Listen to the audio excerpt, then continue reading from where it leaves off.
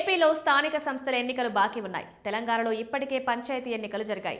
ఈ ఏడాది మొదట్లో ఎంపీటీసీ, జడ్పీటీసీ, మున్సిపల్ ఎన్నికలు నిర్వహించడానికి రేవంత్ రెడ్డి ప్రభుత్వం సన్నాహాలు చేస్తోంది. ఒక విధంగా చెప్పాలంటే లోకల్ ఫైట్లో తెలంగాణ తన పని తాను చేసుకుపోతోంది. ఇక తెలంగాణలో లోకల్ బాడీ ఎన్నికల గడువు కూడా ముగుస్తోంది. ఏపీలో అయితే ఇంకా మార్చి వరకు మున్సిపాలిటీలకు, కార్పొరేషన్లకు గడువు ఉంది. జిల్లా పరిషత్లకి జూన్ వరకు టైం ఉంది. అయితే ఈ ఏడాది ఎన్నికలు జరుగుతాయా అంటే కీలకమైన మ్యాటర్ బయటకొచ్చింది. ఏపీలో మున్సిపాలిటీలకు ఎన్నికలు జనగణన తర్వాతే నిర్వహించాలని రాష్ట్ర ప్రభుత్వం భావిస్తోంది. దీని మీద మున్సిపల్ శాఖ మంత్రి నారాయణ అయితే స్పష్టతనిచ్చేశారు. ఈ ఏడాది కేంద్రం జనగణన నిర్వహిస్తోందని గుర్తు చేశారు. అదంతా పూర్తి కావడానికి ఈ ఏడాది డిసెంబర్ అవుతుందన్నారు. అందువల్ల జనగణన ఆ వివరాలన్నీ చూసుకుని కొత్త డేటా ప్రకారం ఎన్నికలు నిర్వహించాలని ప్రభుత్వం చూస్తోంది.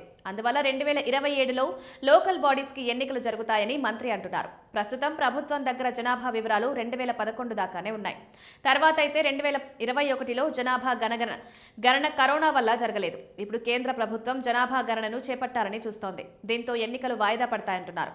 కొత్త లెక్కలు వస్తే గనక సామాజిక సమీకరణలు కూడా చూసుకుని పూర్తి సమాచారంలో అన్ని వర్గాలకు న్యాయం చేసేలా రిజర్వేషన్ కూర్పు ఉండొచ్చని అంటున్నారు. దాంతోపాటు బీసీలకు కూడా ప్రాధాన్యత ఇవ్వాలని కోరుతున్నారు.